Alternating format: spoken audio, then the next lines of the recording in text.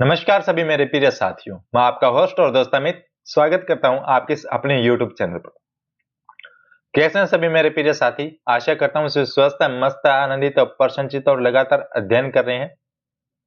दोस्तों, गत सेशन में अपने जून माह क्रोनोलॉजी के आर्थिक परिदृश्य का अध्ययन किया था। उसी कड़ी को आगे बढ़ाते हुए आज के सेशन में अपने प्रादेशिक परिदृश्य का अध्ययन करने वाले हैं और यह सेशन राजस्थान स्पेशल अपना रहने वाला है। कौन सा दोस्तों? राजस्थान स्पेशल। और बड़े रोचक तरीके से अपने अध्ययन करने वाले हैं। सेशन के अंत तक जरूर बने रहिए। वन लाइनर क्रोनोलॉजी को लेकर मैं आपके समक्ष उपस्थित हुआ हूं। मां शारदे को वंदन करते हुए, नमन करते हुए, आशीर्वाद लेते हुए आज के सेशन का आगाज करते हैं अपने प्रथम बिंदु से। आप सेशन में अंत तक जरूर बने रहिएगा, जरूर देखिएगा दोस्तों। अगर आपको ऐसा लगता है भी अपने लिए यह सेशन इतना प्रॉफिटेबल नहीं है तो आप सेशन को मत अटेंड कीजिएगा। लेकिन परीक्षा की दृष्टि से जिस दिन आप परीक्षा हॉल में बैठेंगे और करंट अफेयर्स का कोई क्वेश्चन आता है तब आप जरूर याद करेंगे और वो करंट अफेयर्स का क्वेश्चन आप बड़े आसानी से, आप किसी भी लेवल की तैयारी कर रहे हैं, चाहे राजस्थान जीके कर रहे हैं, इंडिया जीके कर रहे हैं, लेकिन अगर ये सेशन अटेंड करोगे उसके बाद आप करंट अफेयर्स का अगर कोई क्वेश्चन अटेम्प्ट करोगे तो आपको बहुत इजी लगेगा। जो करंट अफेयर्स अपने आप में एक बड़ी चुनौती है उसको मैं बड़े सरल तरीके से आपके समक्ष प्रस्तुत करता हूं, लेकिन आपसे गुजारिश है कि सेशन को पूरा देखिएगा। मैं आपको कभी लाइक शेयर के लिए नहीं बोलता, लेकिन पूरा देखने के लिए बोलता हूं। अगर सेशन को पूरा देखेंगे तो बहुत कुछ जान पाएंगे, सीख पाएंगे और कंठस्थ कर पाएंगे। तो इसलिए सेशन को बड़े ध्यान से, बड़े इत्मीनान से, बड़े शिद्दत से, बड़े प्यार से और लगन से जरूर तक सेशन के अंत तक बने रहिएगा। बहुत कुछ जानेंगे और बड़े प्यार से सीखेंगे और सिखाएंगे भी। तो दोस्तों, कुछ चंद लाइनों के साथ आज के सेशन का आगाज करते हैं कि यकीन कर तू बदल सकता है। यकीन कर तू बदल सकता है। अपनी किस्मत की लकीरों को लिखने वाले खुद ही लिखते हैं आजकल अपनी तकदीरों को। आजकल अपनी तकदीरों को, अब तो अपने को अपनी तकदीरें खुद लिखना है और इसी के साथ अपने को कड़ी मेहनत भी करनी होगी, पढ़ना भी होगा और सेशन को पूरा देखना भी होगा।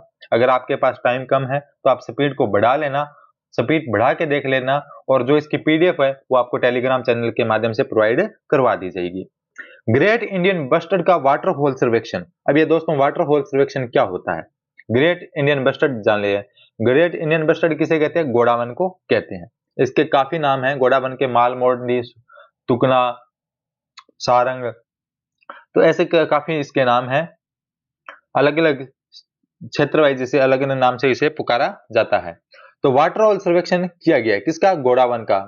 तो दोस्तों अब इनकी गिनती कैसे की गई है? तो वो अब ऐसे तो है नहीं वे कोई टीचर जाएगा उसको भेज देंगे जाओ भाई गोडावन की गिनती करके लाओ। अब वो कोई गोडावन कहाँ होगा, कोई गोडावन कहाँ होगा। तो दोस्तों पक्षियों की जो गिनती होती है वो वाटर होल सर्वेक्षण के द्वारा होती है। वाटर होल सर्वेक्षण क्या होता है? जिस प्रकार एक गड्ढा बना दिया जाता है, एक तालाब बना जाती है, एक पोंड बना दिया जाता है। अब तालाब बना दिया, उसमें पानी एकत्रित कर दिया।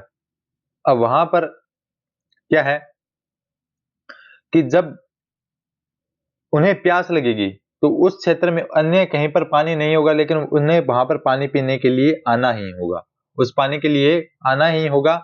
तो वहां पर जब गोडावन आते हैं तो उन गोडावन की काउंटिंग उसके द्वारा सैटेलाइट के माध्यम से या विभिन्न कैमरा के माध्यम से या वहां पर लगे उपकरणों के माध्यम से उसकी गणना की जाती है। तो ये होता है वाटर होल सर्वेक्षण। वाटर मैंने पानी, होल मैंने गड्ढा, यानी गड्ढे में पानी डालकर उनका क्या किया जाता है? सर्वेक्षण किया जाता है।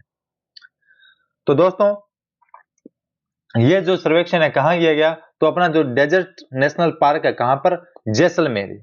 धोरों की धरती अपने शानदार जैसलमेर में उनका जो डेजर्ट नेशनल पार्क है वहां पर वाटर होल सर्वेक्षण 23 से 24 मई 2024 को किया गया। कब किया गया? 23 से 24 मई 2024 को किया गया। और गोडावन की जो संख्या है वो कितनी हो गई है? 64 हो गई है। कितनी हो गई है? 64 हो गई है, जिसमें से 21 गोडावन तो अपने को मिले थे रामदेवरा क्षेत्र में और 43 जो गोडावन मिले हैं वो अपने सिपला में, सुदासरी में, गजाई माता में, जमरा में, चौहाना और बरना क्षेत्रों में भी 43 अपने को गोडावन देखने को मिले और कुल इनकी जो संख्या है वो 64 हो गई है। अगर बात करें 2022 की तो 2022 में ये 42 थे और अब बढ़कर कितने हो गए हैं? 64 हो गए हैं। तो ये दोस्तों अपने वाटर होल सर्वेक्षण के बारे में जाना। न्यूज फैक्ट में जाने तो राजस्थान का राज्य पक्षी ग्रेट इंडियन बस्टर्ड, तो राजस्थान का राज्य पक्षी कौन है? ग्रेट इंडियन बस्टर्ड गोडावन है। ये आपको बताना है राजस्थान का राज्य पक्षी गोडावन को कब घोषित किया गया। कमेंट बॉक्स के माध्यम से बताएंगे सभी मेरे प्रिय साथी। जिसे भारतीय वन्य जीव संरक्षण अधिनियम 1972 की अनुसूची 1 में रखा गया है। यह पक्षी प्रवासी प्रजातियों व कन्वेंशन की सूची 1 में तथा वन्य जीव जंतुओं और वनस्पतियों की लुप्तप्राय जातियों में अंतर्राष्ट्रीय व्यापार पर कन्वेंशन के परिशिष्ट वन में भी सूचीबद्ध है, यानी एक लुप्त होने वाली प्रजाति के रूप में भी इसे अंकित किया जाए। यह बड़ी अपनी सोचनीय और गंभीर बात है, अपने को इस पर लेकर कार्य करना चाहिए कि गोडावन है अपना जो राज्य पक्षी है उसका संरक्षण किया जाए। वर्ष 2019 में केंद्रीय पर्यावरण एवं वन जलवायु परिवर्तन मंत्रालय द्वारा राजस्थान वन विभाग और भारतीय वन्य जीव संस्थान ने गोडावन की संख्या बढ़ाने के लिए जैसलमेर के सम में प्रजनन केंद्र की स्थापना की है। अब आपसे प्रश्न पूछा जाए कि गोडावन प्रजनन केंद्र कहां पर है, तो गोडावन प्रजनन केंद्र है वो राजस्थान के जैसलमेर में सम तहसील में प्रजनन केंद्र इसका बनाया गया। किस किस के सहयोग से? तो केंद्रीय पर्यावरण एवं वन परिवर्तन मंत्रालय द्वारा, और उसमें के साथ ऐड राजस्थान का वन विभाग, और उसमें के साथ सहयोग करता है भारतीय वन्य जीव संस्थान। इन तीनों ने मिलकर गोडावन प्रजनन केंद्र बनाया गया राजस्थान के जैसलमेर जिले के सम तहसील में। ये अपने लिए वेरी वेरी इंपॉर्टेंट प्रश्न बनता है। जैसलमेर के सुदासरी और रामदेवरा में प्रजनन केंद्रों का निर्माण किया गया। कहां पर किया गया? तो जैसलमेर सुदासरी और रामदेवरा में। रामदेवरा बड़ा पॉपुलर है, सभी मेरे प्रिय साथी जानते हैं। जो नेक्स्ट जो महीना होगा, अब वर्ष सावन चल रहा है, नेक्स्ट जो महीना होगा भाद्रपद, वो अपने रामदेवरा को समर्पित रहने वाला है। भाद्रपद की द्वितीया को ये यानी इसे बाबे की बीज कहा जाता है, बाबेरी दूज कहा जाता है। बड़ा लक्ष्मी मेला लगने वाला है। तो अब रामदेवरा वहां पर क्या किया जाएगा? प्रजनन केंद्र की स्थापना की जा रही है। केंद्रीय वन्य जीव मंत्रालय के भारतीय वन्य जीव संस्थान के अनुसार अगस्त 2023 तक भारत में 150 ग्रेट इंडियन बस्टर्ड थे। अब कितने रह गए हैं? 24 रह गए हैं। 64 रह गए हैं। वो राजस्थान की बात कर रहा हूं, ये पूरे भारत की बात हो रही है। भारत में कुल कितने थे? 150 थे। इनमें से 128 पक्षी राजस्थान में, जबकि शेष गुजरात में, महाराष्ट्र और आंध्र प्रदेश और कर्नाटक में थे। टोटल कितने थे? 150 थे। तो ये अपने को ध्यान में रखना है। अब गोडावन अपने को ध्यान में रखने पड़ेंगे। गोडावन कितने अपने राजस्थान में? 64 हैं। उनका भी वाटर होल सर्वेक्षण किया गया। कहां पर? जैसलमेर के राष्ट्रीय मरु उद्यान में। ये कब किया गया? तो ये 23 और 24 मई 2024 को किया गया है। ये अपने को ध्यान में रखना है। नेक्स्ट टॉपिक की बात करें तो बाल विवाह रोकने के लिए सरपंच होगा जिम्मेदार, ऐसा राजस्थान के उच्च न्यायालय ने कहा है। किसने कहा है? राजस्थान की हाई कोर्ट ने कहा है कि अगर बाल विवाह होता है तो उसका जिम्मेदार कौन होगा? सरपंच होगा, ऐसा राजस्थान की हाई कोर्ट ने फरमाया है।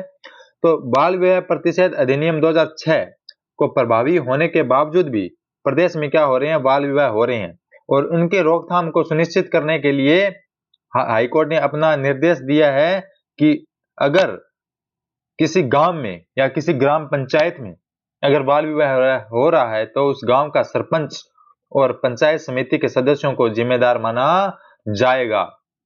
जस्टिस पंकज भंडारी और जस्टिस सुभा मेहता की खंडपीठ ने यह आदेश दिया कि बचपन बचाओ आंदोलन और अन्य सार्वजनिक हित याचिका पर सुनवाई के बाद 2 मई 2024 को यह अपना आदेश पारित किया है कि अगर पंचायत में बाल विवाह होता है तो उसके जिम्मेदार कौन होंगे? सरपंच होंगे। कौन होंगे? तो सरपंच होंगे। बड़ा महत्वपूर्ण फैसला है और अच्छा फैसला है। उच्च न्यायालय ने अपने आदेश में कहा है यदि सरपंच और पंच लापरवाही बरतते हैं या बाल विवाह को रोकने में विफल रहते हैं तो उन्हें बाल विवाह निषेध अधिनियम 2006 की धारा 11 के तहत जिम्मेदार ठहराया जाएगा। अब वेरी वेरी इंपॉर्टेंट प्रश्न बनता है कि राजस्थान हाईकोर्ट ने ऐसा फरमा तो दिया कि अगर पंचायत में कोई बाल विवाह होता है तो उसके लिए सरपंच क्या होगा? जिम्मेदार होगा। तो लेकिन वह बाल विवाह परिषेध निषेध अधिनियम 2006 की किस धारा के अकॉर्डिंग जिम्मेदार होगा? तो वह धारा 11 के तहत जिम्मेदार ठहराया जाएगा। ये अपने को ध्यान में रखना है, क्योंकि डीप प्रश्न पूछेंगे अगर कोई बड़ी परीक्षा में प्रश्न पूछेंगे तो यहाँ तक एग्जामिनर है वो जा सकता है।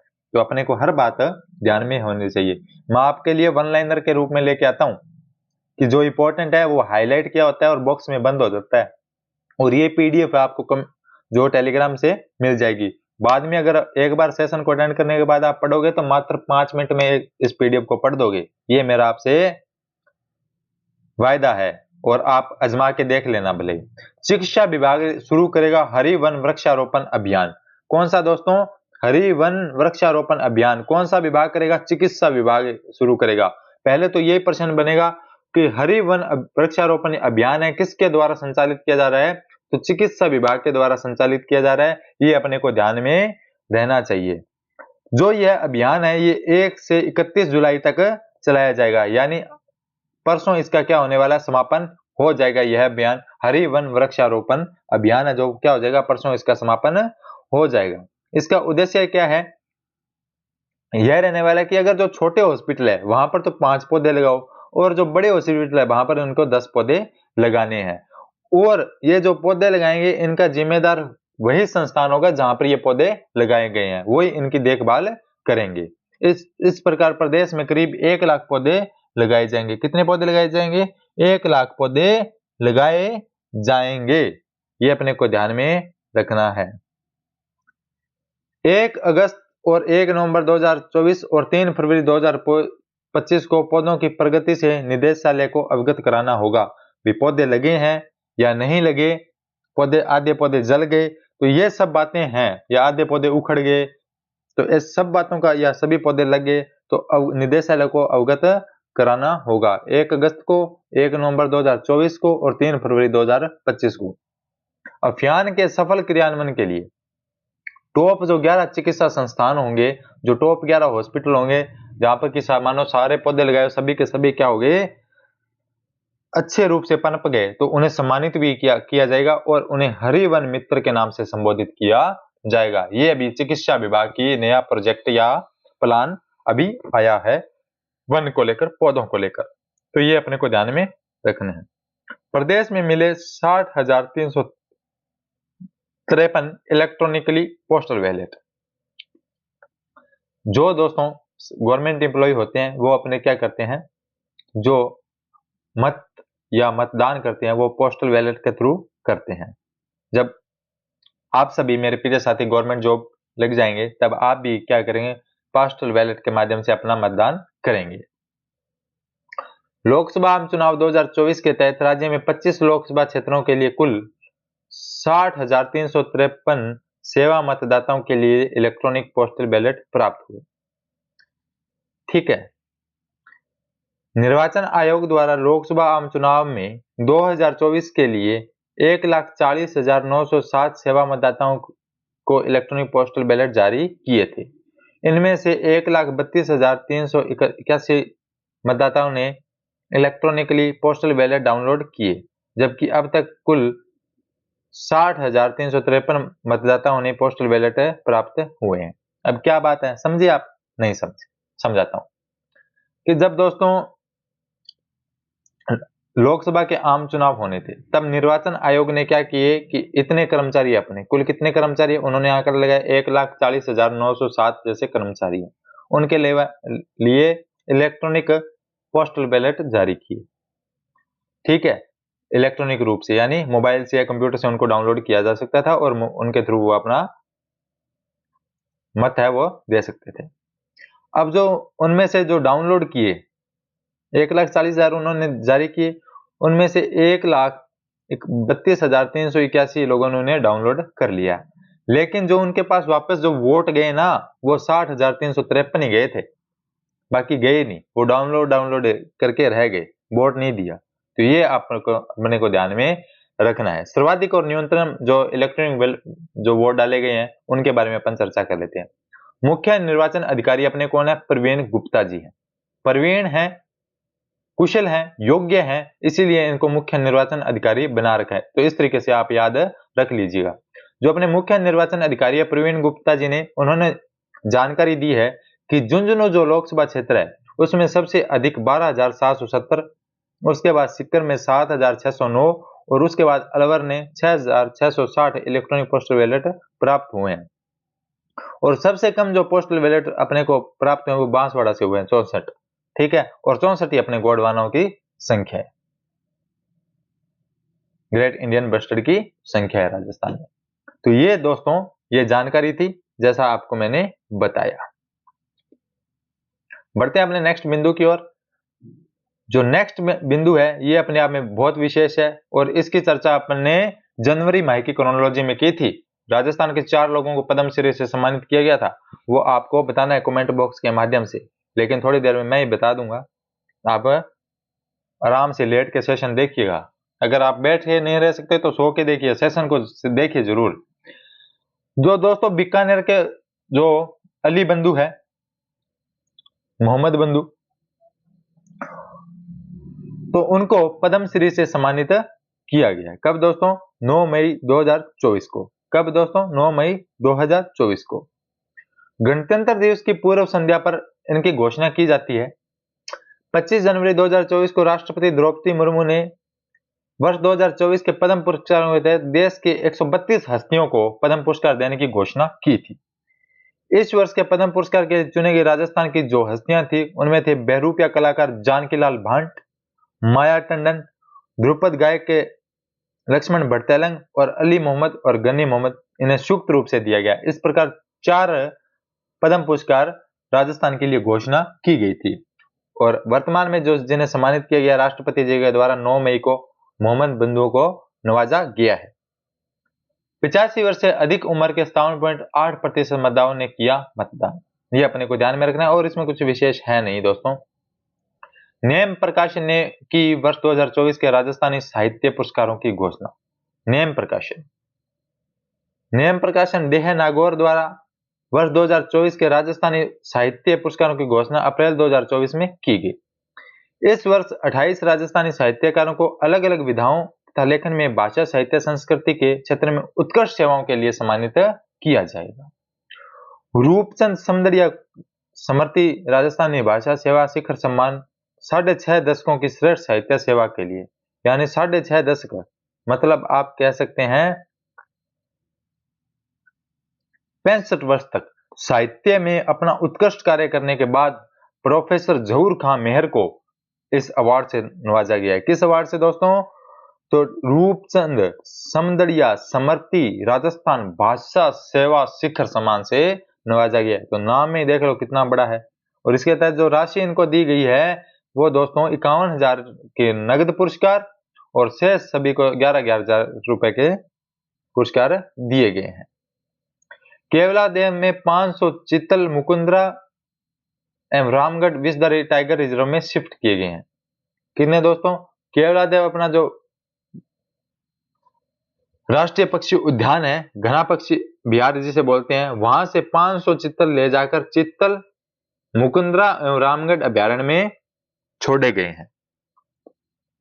ये अपने को ध्यान में रखना है। इनमें से 350 जो चित्तल है वो मुकुंदरा में छोड़े गए हैं और 150 चित्तल है वो रामगढ़ विषधारी अभ्यारण्य में भेजे गए हैं। और अपने को कुछ इसमें ध्यान में नहीं रखना। इसमें दोस्तों जो चित्तलों को शिफ्ट किया जाता है ना, वो एक बोम्बा अफ्रीका के लोगों की तकनीक है, उसे बोम्बा बोला जाता है। क्या बोला जाता है? बोम्बा। उसके द्वारा इन्हें शिफ्ट किया जाता है। अब दोस्तों ये जानवर है, इनको शिफ्ट किया जाता है तो अलग तरीके से किया जाता है। बोम्बा तकनीक क्या होती है मैं आपको बता देता हूँ। जैसे वन में ना या जंगल में एक ऐसा झाड़ियों से एक बाड़ बना देते, साधारण भाषा में बनाऊं कि झाड़ियां की एक बाड़ बना दे, उसके आगे एक गेट लगा देते हैं, ठीक है, उसमें खाने पीने घास फूस या पानी वानी वाले सारे उसमें व्यवस्था कर देते हैं। यानी अब किसी को पिंजरे में डालना है, किसी को पकड़ना है, तो उसके लिए माया जाल तो बिछाना ही होगा ना। अगर अपने भी किसी को फंसाना होता है तो उसके लिए अपने को 100 चीजें करनी पड़ती है, उसको आकर्षित करना पड़ता है। इसी प्रकार उन्हें पानी की व्यवस्था, उनके खाने पीने की व्यवस्था उस भाग में की जाती है। और तब भी रात को जब आते हैं उस पानी पीने के लिए, खाने पीने के लिए उसमें आ जाते हैं, फिर वो गेट उसमें लगा दिया जाता है और फिर उस वाहनों में उस पिंजरे को डालकर, इसमें एक पिंजरा होता है, उस पिंजरे में सारी चीजें होती है, फिर इस पिंजरे को किसी वाहन में डालकर दूसरे जहां पर ले जाना होता है वहां पर ले जाया जाता है। तो ये होती है बोम्बा तकनीक। और तो कोई इसमें कुछ विशेष है नहीं। अरिजीत बनर्जी होंगे हेड ऑफ फॉरेस्ट नियुक्त, ये इस अपने लिए विशेष है। भारतीय वन सेवा के अधिकारी अरिजीत बनर्जी को राजस्थान के हेड ऑफ फॉरेस्ट फोर्स बनाए गए हैं। ये मुनीष गर्ग जी का स्थान लेंगे जो 31 मई 2024 को सेवानिवृत्त हो गए। अरिजीत बनर्जी है ये हेड ऑफ फॉरेस्ट के पद पर अक्टूबर 2026 तक बने रहेंगे। इसके बाद इन्हें भी यह पद त्यागना होगा। अब बढ़ते हैं अपने नेक्स्ट बिंदु की तरफ। नेक्स्ट बिंदु अपने क्या है कि राजस्थान के पूर्व उप मुख्यमंत्री डॉक्टर कमला बेनीवाल जी का निधन हो गया है। 97 वर्ष की आयु में ये स्वर्ग सिधार गए हैं। ये अपने पूर्व उप मुख्यमंत्री थे। इनको अपनी विनम्र रूप से श्रद्धांजलि अर्पित करते हैं कि भगवान के चरणों में इन्हें शांति प्रदान हो। इनकी जो राजनीतिक उपलब्धियां रही है वो 27 साल की उम्र में उन्होंने 1954 में पहला चुनाव लड़ा था और उसके बाद 1962 में, 80 में, 85 में, 93 में, 98 में बेराट विधानसभा क्षेत्र से और 1972 में दूदू विधानसभा क्षेत्र से विधायक व निर्वाचित हुई थी। 1980 से 1990 तक सरकार में कैबिनेट मंत्री रही। 2003 में राजस्थान की उप मुख्यमंत्री बनी और 2003 में विधानसभा चुनाव में हार के बाद भी चुनाव नहीं लड़ा और डॉक्टर कमला को वर्ष 2009 में त्रिपुरा का राज्यपाल 2009 से 26 नवंबर 2009 तक इसे नियुक्त किया गया था। यह पूर्वोत्तर भारत के किसी भी राज्य की पहली महिला राज्यपाल थी। वह 27 नवंबर 2009 से 6 जुलाई 2000 तक दौरान गुजरात की राज्यपाल भी रही। इसके बाद मिजोरम के राज्यपाल भी बने और 1994-95 एफओ द्वारा प्रदत्त भारत का सर्वश्रेष्ठ सहकारी पुरस्कार इन्हें प्रदान किया गया था। ये थे कमला बेनीवाल जी जो विराट विधानसभा क्षेत्र से 5 बार विधायक रही थी। और विराट सभ्यता की खोज किसके द्वारा की गई थी और कब की गई थी ये आपको कमेंट बॉक्स के माध्यम से बताना है। और विराट सभ्यता के बारे में जो भी आप जानते हैं वो कमेंट बॉक्स के माध्यम से बता सकते हैं। विधानसभा अध्यक्ष देवनानी ने किया विधानसभा की 15 समितियों का गठन। ये अपने लिए रोचक है और मैं आपको सभी समितियां याद करवाने वाला हूं, फिंगरप्रिंट से कराने वाला हूं। आप सेशन में बने रहें। एक दिन आप सेशन को अटेंड लगातार कंटिन्यू कर लोगे, पूरा अटेंड कर लोगे, उसके बाद मेरा आपसे दावा है कि आप किसी भी सेशन को बिना छोड़े या बिना देखे नहीं रहने वाले, क्योंकि अपने सेशन की खासियत है बड़ा ही वैल्यूएबल सेशन रहता है।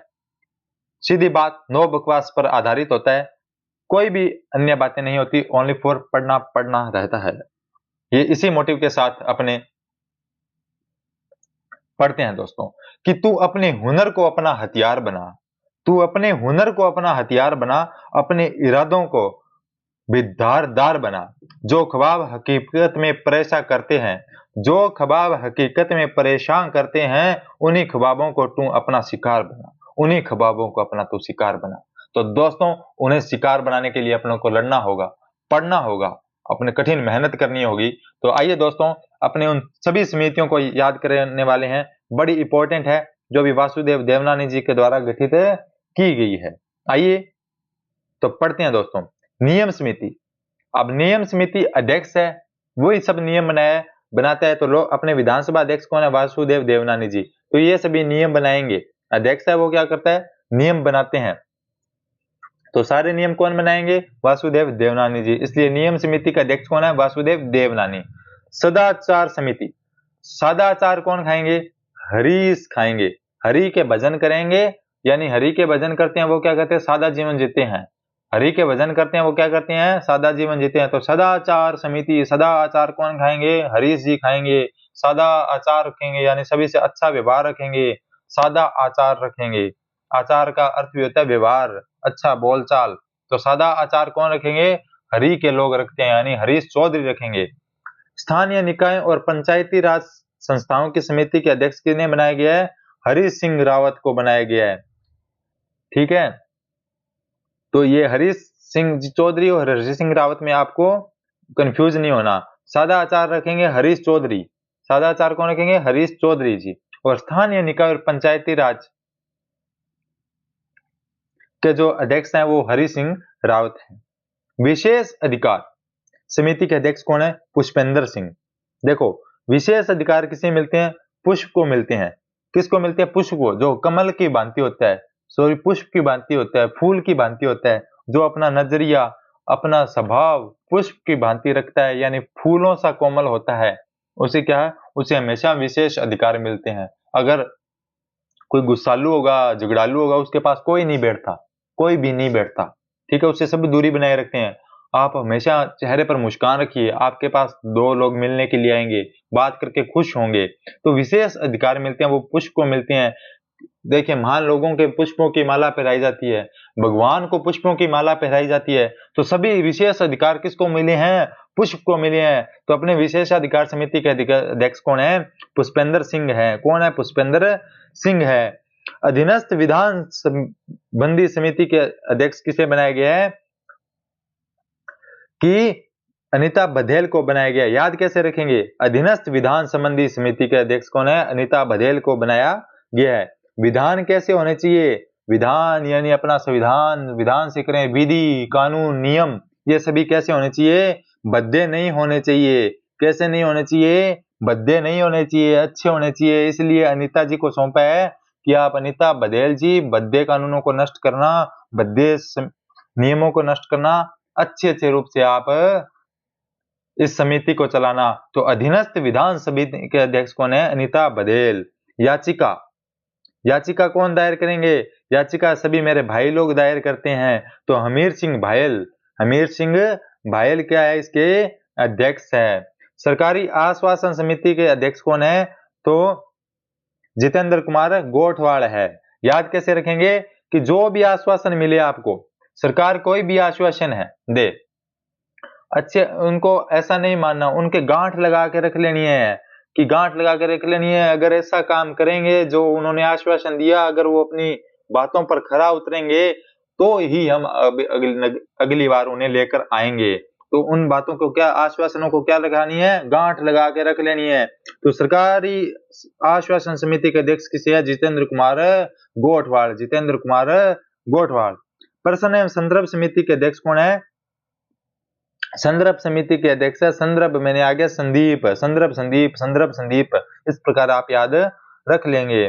पर्यावरण पर सभी को क्या करनी है? दया करनी है, क्योंकि अब की बार गर्मी बहुत पड़ रही है, ग्लोबल वार्मिंग निरंतर बढ़ रही है, तो आपको क्या करनी है? पर्यावरण पर दया करनी है।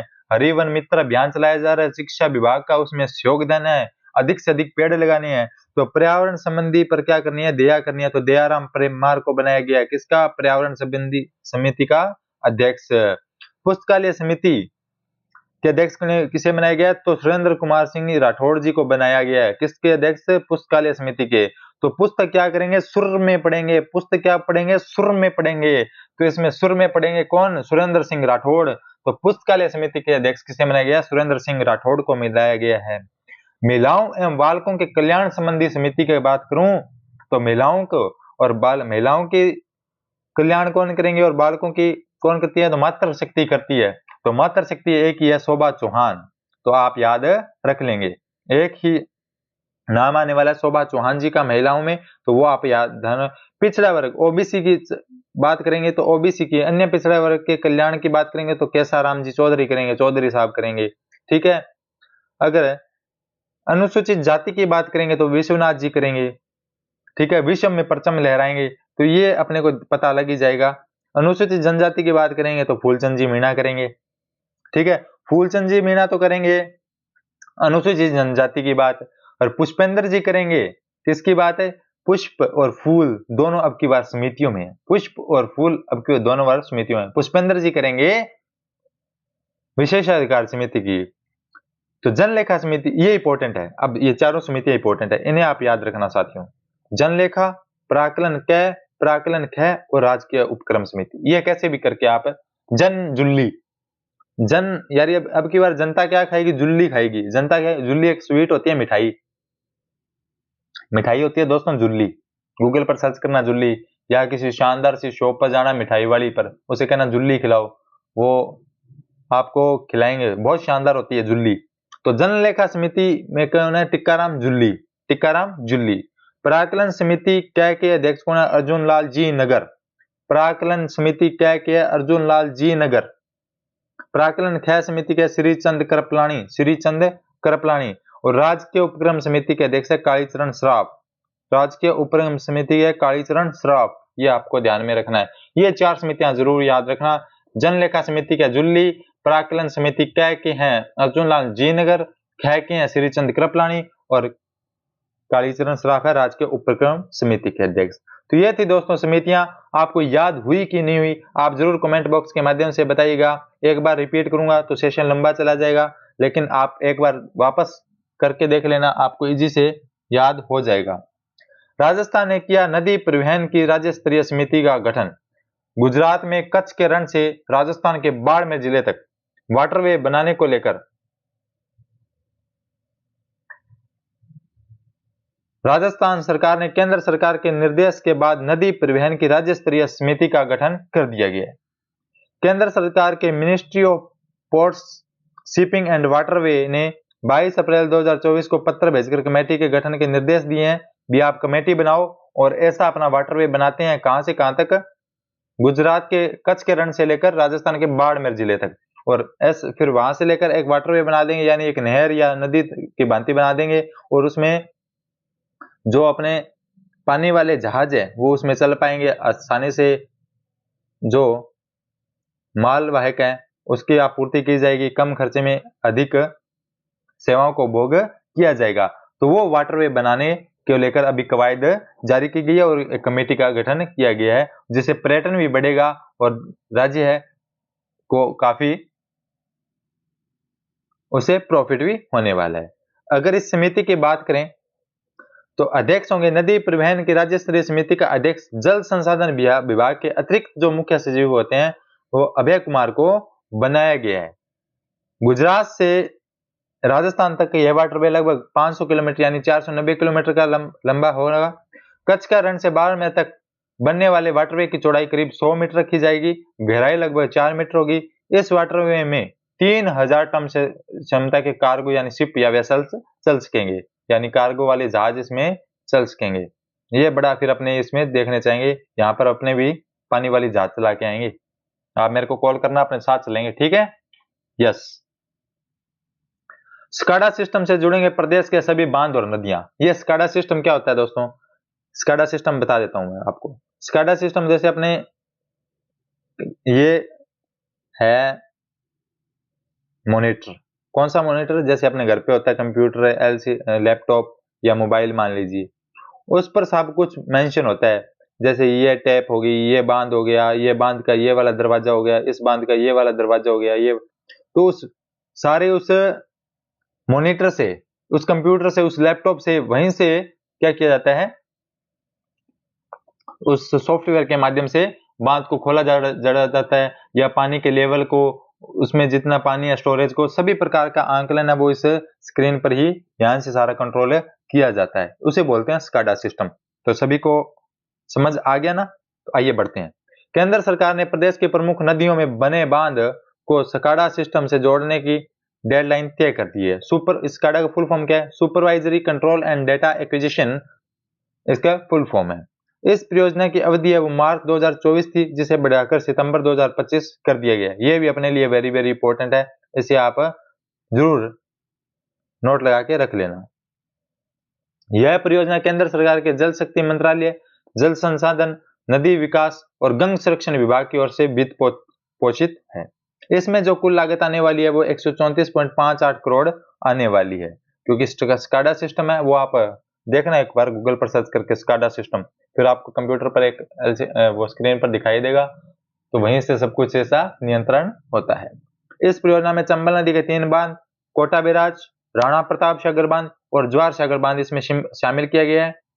और उसके बाद कोटा बैराज, पार्वती बांध धौलपुर, छापी बांध झालावाड़, सोम कमलांबा परियोजना डूंगरपुर, स्काडा सिस्टम स्थापित करना यह प्रक्रिया के अंतर्गत है।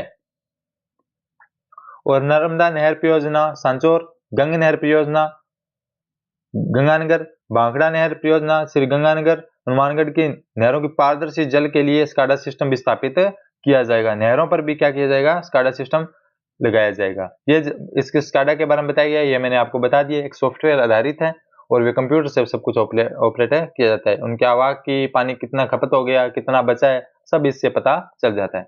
डीग जिले के भैज में मिले महाभारत और शुंगकालीन अवशेष, ये अपने को ध्यान में रखना है। अपने से प्रश्न पूछा जाएगा महाभारत और शुंगकालीन अवशेष वर्तमान में कहाँ से मिले हैं, तो दुर्ग जिले के भेज में मिले हैं। इसमें यही मिले हैं दोस्तों, और तो क्या मिलेंगे, यज्ञ के कुंड मिले हैं, धातु के औजार मिले हैं, सिक्के मिले हैं मौर्यकालीन, और माता देवी का सिर मिला है। क्या करें अभी सिर तो हमारे वाले ही दुख रहे, जॉब नहीं लग रहे, बेरोजगारी में जूझ रहे हैं, है ना साथियों। लेकिन अब जब तक तोड़ेंगे नहीं तब तक छोड़ेंगे नहीं। इसी के साथ अपने सेशन में बने रहेंगे, बड़े जोश और जुनून के साथ पढ़ेंगे दोस्तों, अच्छे से पढ़ेंगे, शिद्दत से पढ़ेंगे, नौकरी को लेके रहेंगे, क्योंकि नौकरी के लिए अपने थोड़ी बने हैं, नौकरी अपने लिए बनी है। ये फील रखिएगा, कुछ नहीं है नौकरी वोकरी, अपने नौकरी अपने पास चल के आएगी। अपने तो नॉलेज गेन कर रहे हैं कि चिरागों की तरह जलकर उजाले करो, चिरागों की तरह जलकर उजाले करो, अंधेरों से अगर टकराना है तुमको तो रास्तों की परवाह क्यों करते हो, अगर दूर तक जाना है तुमको। तो दोस्तों अपने को किसी प्रकार के अंधेरे से कोई डरना वरना नहीं है, अपने तो अच्छे से बस कार्य करना है, अपने कर्म को अच्छे तरीके से करना है कि हौसला है तुझ में उड़ान भर ले, सारा आसमान तुझे निहारता है, अगर इरादे बुलंद है तो बदल देगा, मंजिल राही को यूं ही पुकारता है, मंजिल राही को यूं ही पुकारता है। तो आइए दोस्तों बढ़ते हैं अपने सेशन की ओर। जयपुर में स्थापित होगी फोरेंसिक यूनिवर्सिटी। अब प्रश्न यही आएगा कि फोरेंसिक यूनिवर्सिटी कहां पर होगी, तो जयपुर में स्थापित होगी। फोरेंसिक साइंस यूनिवर्सिटी का निर्माण जयपुर के 100 एकड़ में किया जाएगा, और इसमें कुछ विशेष है नहीं। मोहनलाल सुखाड़िया विश्वविद्यालय को मिला कुलाधिपति अवार्ड, किसको दोस्तों, मोहनलाल विश्वविद्यालय को। राज्यपाल कल्याण मिश्र जी ने कुलपति समन्वय समिति की बैठक के दौरान विश्वविद्यालय को सर्वश्रेष्ठ विश्वविद्यालय का पुरस्कार 14 मई 2024 को प्रदान किया गया है। और यह जो ट्रॉफी है किसने ग्रहण की थी, तो प्रोफेसर डॉक्टर सुनीता मिश्रा ने इस ट्रॉफी को ग्रहण किया था। ग्रेट इंडियन ट्रेवल बाजार गिटअप, इसका जो 13वां संस्करण था, इसका आयोजन 5 से 7 मई 2024 को नोवेटेल कन्वेंशन सेंटर सीतापुर जयपुर में इसका आयोजन किया गया, ट्रेवल बाजार का। इस आयोजन को hotel and restaurant association of Rajasthan, Indian heritage hotel association और Rajasthan association for tour and operators जैसे प्रतिष्ठित राष्ट्रीय और क्षेत्रीय एसोसिएशन का सहयोग प्राप्त था। उन्हीं के निर्देशन से, उन्हीं के सहयोग से 5 से 7 मई को जयपुर में आयोजित किया गया था, बड़े अच्छे तरीके से आयोजित किया गया था। 3 दिवसीय इस GITB के संस्करण में भारत को ग्लोबल वेडिंग टूरिज्म डेस्टिनेशन के रूप में बढ़ावा देने के लिए समर्पित था कि अधिक से अधिक शादियां हो ना वो भारत में ही हो, और भारत में भी कहां पर, राजस्थान में, जैसे जल महल हो गया, उदयपुर में हो गया, ये तो यहाँ पर हो, क्योंकि यहाँ पर जो महल है वो अपने आप में बहुत विश्वसनीय है, बड़े रोचक है, और यूनेस्को की जो विश्व धरोहर सूची में शामिल है अपने जयपुर। अगर जयपुर नहीं देखा तो कुछ नहीं देखा। अगर सबसे प्यारी सिटी की बात करूं तो वो है जयपुर।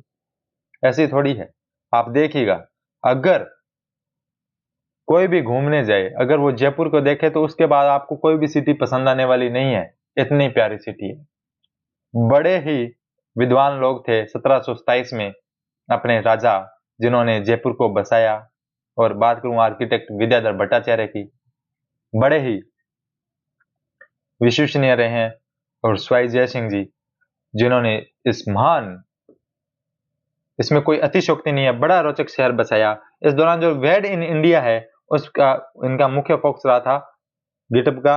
तो इसका आयोजन कब किया गया था, 5 से 7 मई को किया गया।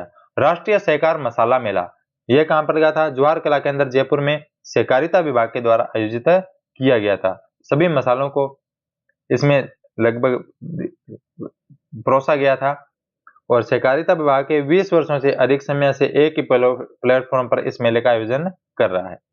इंटीग्रेटेड हेल्थ मैनेजमेंट सिस्टम 2.0 ये अभी लागू किया गया है।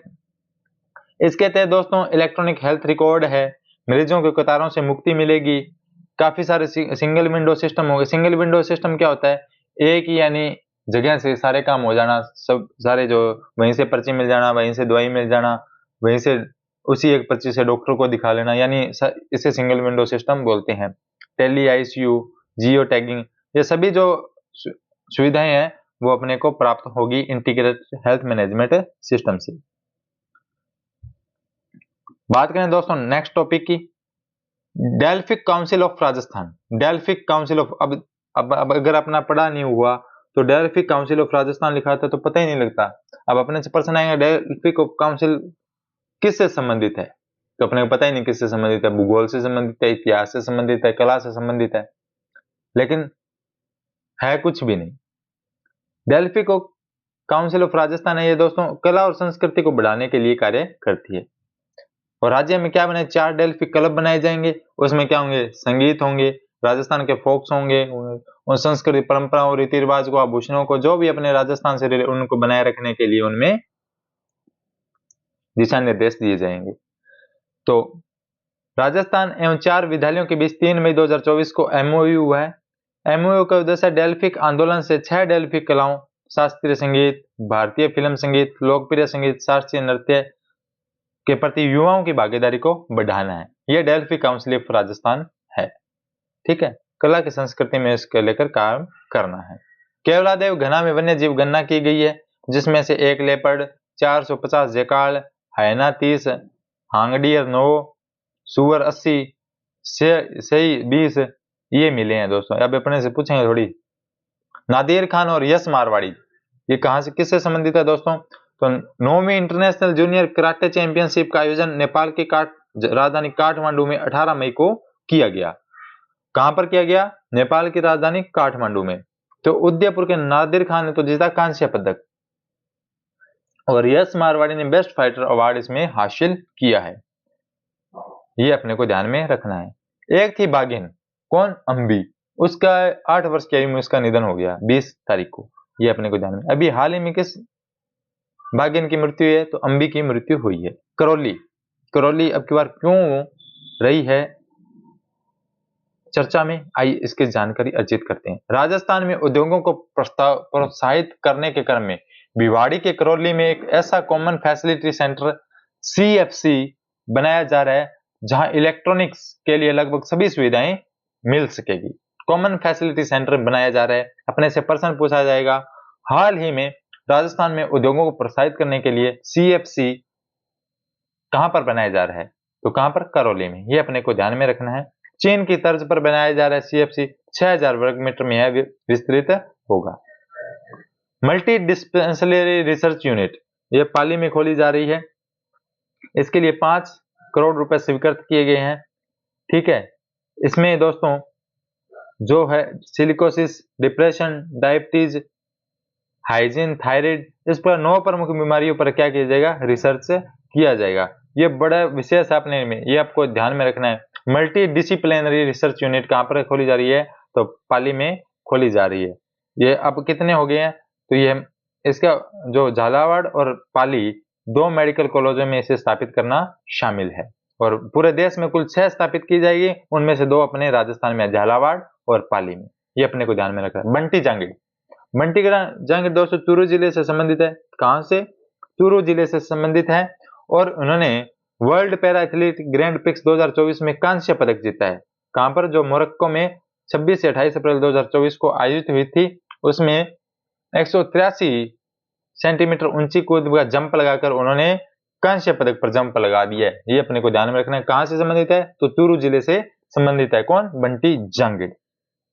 बात करें गर्वित गुप्ता की, तो खेड़ली अलवर की कक्षा 10 की छात्रा गर्वित गुप्ता को IRSD के प्रतिष्ठित यंग अचीवर अवार्ड 2024 के लिए चयन किया गया। कार्यक्रम में भाग लेने वाली इतनी कम उम्र की वह इकलौती प्रतिभागी थी और उनको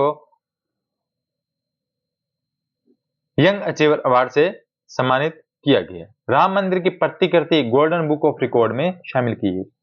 जो दोस्तों अयोध्या के राम मंदिर में मूर्ति लगी हुई है, उसकी 30 फीट ऊंची बनाई गई प्रतिकृति को गोल्डन बुक ऑफ रिकॉर्ड में दर्ज किया गया। ग्रेटर निगम की ओर से जयपुर के अल्बर्ट हॉल में 22 जनवरी 2024 को आयोजित रामोत्सव कार्यक्रम के तहत अयोध्या के राम मंदिर की प्रतिकृति बनाई गई थी। ठीक है, इस उपलब्धि के लिए नगर निगम को महापौर सौम्या गुजर को golden book of world record से नवाजा गया है। नगर निगम ग्रेटर से पहले 2 से 4 मार्च 2024 को शक्ति वंदन कार्यक्रम में एक चिट्ठी मोदी जी के नाम की स्टॉल पर महिलाओं द्वारा लिखी गई 50,000 से अधिक चिट्ठियों के नाम कीर्तिमान के लिए golden book of world record के नाम से भी दर्ज कराया गया था। तो ये दोस्तों रहा आज का अपना सेशन, जिसके बारे में हमने बहुत महत्वपूर्ण सूचनाओं के बारे में जाना था। कैसा लगा आपको सेशन आज का, जरूर कमेंट बॉक्स के माध्यम से बताइएगा। अगर आप इजाजत दें तो मैं सेशन के अंत में सिर्फ एक मिनट में पूरा सेशन रिकैप कर देता हूं बड़े शानदार तरीके से। गर्वित गुप्ता जी को यंग अचीवर अवार्ड 2024 के लिए चयन हुआ है। बंटी जांगिड़ चूरू जिले से संबंधित है, ऊंची कूद से संबंधित है और इन्होंने मोरक्को में कांस्य पदक जीता है। मल्टी डिसिप्लिनरी रिसर्च यूनिट है, वो भारत में कुल 6 यूनिट इसकी स्थापित की जाएगी, जिसमें से 2 राजस्थान में, झालावाड़ और पाली में। ये आपको ध्यान में रखना है। करौली में कॉमन CFC सेंटर बनाया जा रखा है, कॉमन फैसिलिटी सेंटर, जो उद्योगों को प्रोत्साहित करने में अपनी अहम भूमिका रखने वाला है। भागिन अंबी की अभी मृत्यु हो चुकी है। नादिर खान और यश मारवाड़ी जी ने कराटे में अपनी महत्वपूर्ण भूमिका अदा की। जो नादिर खान ने कांस्य पदक जीता है, वहीं यश मारवाड़ी जी ने अपने यश को प्रदर्शित करते हुए बेस्ट फाइटर अवार्ड हासिल किया है। डेल्फिन काउंसिल ऑफ राजस्थान, जो कला एवं संस्कृति से रिलेटेड है, उसके 4 विश्वविद्यालयों के साथ MOU हुआ है। राष्ट्रीय सहकार मेले का आयोजन जवाहर कला केंद्र जयपुर में आयोजित किया गया। अभी ग्रेट इंडियन ट्रेवल बाजार का 13वां संस्करण आयोजित हुआ, जो Novotel convention centre Sitapura Jaipur में, जिसका आयोजन किया गया। और इसका जो मुख्य फोकस रहा था वेडिंग इन इंडिया में रहा था। अधिक से अधिक शादियां कहाँ, विदेशों में ना होकर भारत में हुए, और भारत से में अधिक हुए तो वह राजस्थान में हुए, ऐसा इनका मोटो रहा था। मोहनलाल सुखाड़िया विश्वविद्यालय को मिला कुलाधिपति अवार्ड। कुलाधिपति अवार्ड किसे मिला है? मोहनलाल सुखाड़िया यूनिवर्सिटी को मिला है। जयपुर में स्थापित होगी फॉरेंसिक यूनिवर्सिटी। डिग जिले के भेज में मिले हैं महाभारत और संघकालीन अवशेष। ठीक है। सिकाडा सिस्टम से सभी जो जितने भी नदी नाले बांध है वो अपने नहर जुड़ने वाले हैं। इसके लिए 134.58 करोड़ जो कुल लागत है उसको केंद्र सरकार द्वारा वित्त पोषित किया जाएगा। राजस्थान ने किया नदी परिवहन राज्य स्तरीय समिति का गठन, जिसके तहत कच्छ के रण से लेकर बाड़मेर तक वाटरवे बनाया जाएगा, जिससे कार्गो शिप्स वगैरह भी उस पर क्या होंगी, संचालित होगी। और इस समिति के जो अध्यक्ष बनाए गए हैं वो जल संसाधन विभाग के अतिरिक्त मुख्य सचिव अभय कुमार जी को बनाया गया है। समितियां टोटल मैंने आपको याद करवा दिया है, इसे आप रिकैप करके देख सकते हैं या वहां से पुनः स्टार्ट करके आप 1-2 बार देखेंगे तो आसानी से याद रह जाएगी। अरिजीत बनर्जी को हेड ऑफ फॉरेस्ट नियुक्त किया गया है। और राजस्थान की पूर्व उप मुख्यमंत्री कमला बेनीवाल जी का निधन हो चुका है। और बात करूं रूपचंद समदड़िया समर्थी राजस्थानी भाषा सेवा शिखर सम्मान से प्रोफेसर जोहर खां मेवाती नवाजा गया है, यह आपको ध्यान में रखना है।